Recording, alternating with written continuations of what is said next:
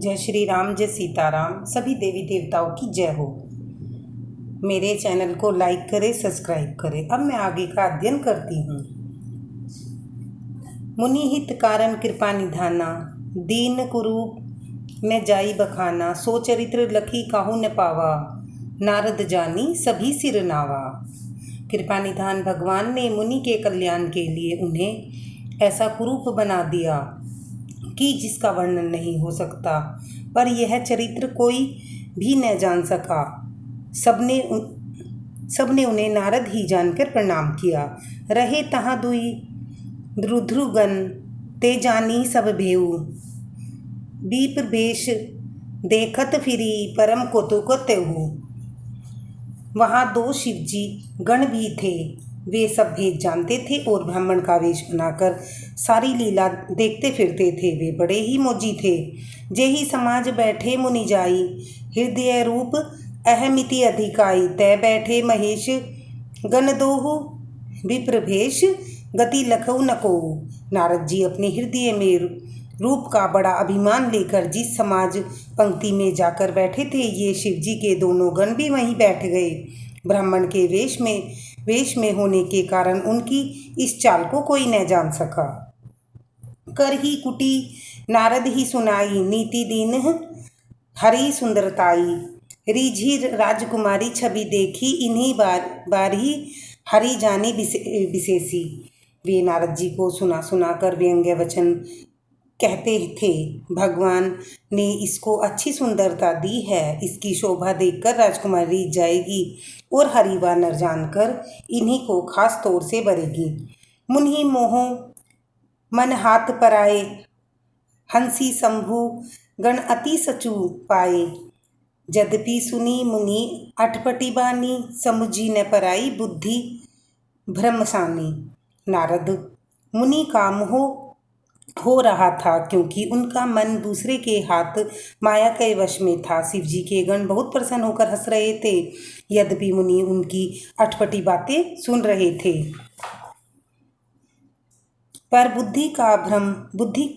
बुद्धि भ्रम में सनी हुई होने के कारण वे बातें समझ नहीं आती थी। उनकी बातों को वे अपनी प्रशंसा समझ रहे थे। काहू ने लखा सो चरित विशेषा, सो स्वरूप निरप कन्या देखा। मरकट बदन भयंकर देही, देखत हृदय क्रोध भातेहि। इस विशेष चरित्र को किसी ने नहीं जाना, केवल राजकन्या ने नारद जी का वह रूप देखा। उनका बंदर का सा मुंह, भयंकर शरीर देखते ही कन्या के हृदय में क्रोध उत्पन्न हो गया। सखी संग लय कुआरी, तब चली जनु राजमराल। देखत फिरई मही सब, कर सरोज जयमाल। तब राजकुमारी सखियों को साथ में लेकर इस तरफ चली मानो राजहंसिनी चल रही है। वह अपनी कमल जैसे हाथों में जयमाला लिए हुए सभी राजाओं की ओर देखकर घूमने लगी। जेहि दिसी बैरत बैठे नारद भूली, सो दिसी तेहि न बिलोकी भूली। पुनि पुनि मुनि उकसाई अकुलाई, देखी दशा हर गण मुस्काही। जिस ओर नारद रूप के गर्व में फूले हुए बैठे थे, उसने भूलकर भी नहीं देखा। नारद मुनि बार बार उचकते और छटपटाते हैं। उनकी दशा देखकर शिवजी के गण मुस्कुराते हैं। धरी नरपतनु तह गऊ कृपाला, कुआरी हर्षी मेलेहु जयमाला। दुल्हनी लगे लच्छी निवासा, नृप समाज सब भऊ निराशा। कृपालु भगवान भी राजा का शरीर धारण कर वहां पहुंचे। राजकुमारी ने हर्षित होकर उनके गले में जयमाल डाल दी। लक्ष्मी निवास भगवान दुल्हन को ले गए और सारी राजमंडली निराश हो गई। मुनि अति बिकल मोहमती नाठी, मुनि गिरी गई छूटी जनु गाठी। तब हर गण बोले मुस्काई, निज मुख मुकुर बिलो कहू जाई। मोह के कारण मुनि की बुद्धि नष्ट हो गई थी। इससे वे राजकुमारी को गई देख बहुत ही विकल हो गए, मानो गांठ से छूटकर मणि गिर गई हो। तब शिवजी के गणों ने मुस्कुराकर कहा, जाकर दर्पण में अपना मुंह देखिए। अस कही दोऊ भगे भय भारी, बदन दीख मुनि बारी निहारी। बेसु बिलो की क्रोध अति बाढ़ा, तिन्हई सराप दिन्हे अति गाढ़ा। ऐसा कहकर वे दोनों भयभीत होकर भागे। मुनि ने जल में झांककर अपना मुख देखा। अपना मुख देखकर उनको बहुत क्रोध बढ़ गया और उन्होंने शिव जी के उन गणों को अत्यंत कठोर श्राप दिया। हो निशाचर जाहि तुम कपटी पापी दोहू, हसेऊ हम ही सो लेहू फल, बहुरी हसेऊ मुनि कोहू। तुम दोनों कपटी और पापी जाकर राक्षस हो जाओ। तुमने हमारी हंसी की, उसका फल चखो। अब फिर किसी मुनि की हंसी न करना। पुनि जल दीख रूप निज पावा, तदपि हसऊ संतोष न आवा। फरकत अधर कोप मन माही, सबदी सपदी चले कमलापति पाही। मुनि ने जल में देखा तो अपना असली रूप उनको प्राप्त हो गया। तब भी उन्हें संतोष न हुआ। उन्होंने होठ फड़क रहे थे और मन में क्रोध भरा हुआ था। तुरंत ही वे भगवान कमलापति के पास पहुँचे। देहु शराप की मरहिउ जाई, जगत मोरी उपहास कराई। बीछी पंथ मिले दनुजारी, संग रमा सोई राजकुमारी। मन में सोचते जाते हैं, जाकर या शाप दूंगा, प्राण दे दूंगा या प्राण दे दूंगा। उन्होंने जगत में मेरी हंसी कराई है। दैत्यों के शत्रु भगवान हरि उन्हें बीच रास्ते में ही मिल जाए। साथ में लक्ष्मीपति जी और वही राजकुमारी थी। लक्ष्मी जी और वही राजकुमारी थी। बोले मधुर बचन सुरसाई, मुनि कह चले बिकल की नाई। सुनत बचन उपजा अति क्रोधा, माया बस न रहा मन बोधा। देवताओं के स्वामी भगवान ने मीठी वाणी में कहा, हे मुनि व्याकुल की तरह कहाँ चले।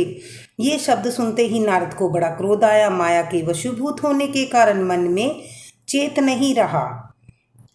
पर संपदा सकुहु नहीं देखी, तुम्हरे ईरिषा कपट विशेषी। मथत सिंधु रुद्रही बोराहु, सुरह प्रेरी विषपान कराहू। मुनि ने कहा, तुम दूसरों की संपदा नहीं देख सकते, तुम्हारे ईर्ष्या और कपट बहुत हैं। तुम समुद्र मथते समय तुमने शिव जी को बावला बना दिया था। देवताओं को प्रेरित करके उन्हें विषपान कराया। असुर सुरा विष संकर ही, आपू रमा मणि चारु। स्वार्थ साधक कुटिल, तुम सदा कपट व्यवहारू। असुरों को मंदरा और शिव को विष देकर तुमने स्वयं लक्ष्मी और सुंदर कौस्तुभ मणि ले ली। तुम बड़े धोखेबाज और मतलबी हो, सदा कपट व्यवहार करते हो। परम स्वतंत्र न सिर पर कोई, भाव ही मान ही करूँ तुम सोई। भले ही मंदे ही भल करहु, बी समय हर्ष न हिये कछु रहु। तुम परम स्वतंत्र हो, सिर पर तो तुम कोई नहीं। इससे जब जो मन में भाता है स्वच्छंदा से वही करते हो। भले को बुरा और बुरा को भला कर देते हो। हृदय में हर्ष विषाद कुछ भी नहीं लाते। डहकी परिचय हूँ सब काहू, अति असंक मन सदा उछाऊ। कर्म शुभाशुभ तुम ही न बाधा, अब लगी तुम ही न काहू साधा। सबको ठग ठग कर परख हो गए हो और अत्यंत निडर हो गए हो। इसी से ठगने के काम में मन में सदा उत्साह रहता है। शुभ अशुभ कर्म तुम्हें बाधा नहीं करते। अब तक तुमने किसी ने ठीक नहीं किया। भले भवन अब बायन दीना, पाऊहुगे फल आपन कीन्हा। बंचे हु मोहि जावनी धरी देहा, सोही तनु धरहु साप मम एहा। अब की तुमने अच्छे घर बना दिया। मेरा जैसे जबरदस्त आदमी से छेड़छानी की, अतः किए का फल अवश्य पाओगे। जिस शरीर को धारण करके तुमने मुझे ठगा है, तुम भी वही शरीर धारण करो। यह मेरा शाप है। कपि आकृति तुम ही किनी हमारी, कर ही किस सहाय तुम्हारी।